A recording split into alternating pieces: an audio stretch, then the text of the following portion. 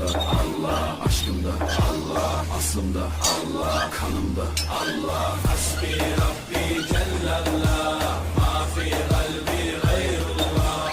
Nur Muhammed sallallah, la ilahe illallah. Hasbi Rabbi Cellallah, ma fi kalbi gayrullah. Nur Muhammed sallallah, la ilahe illallah. Bu benden bir davet, nefse ikamet, hem de tek çare.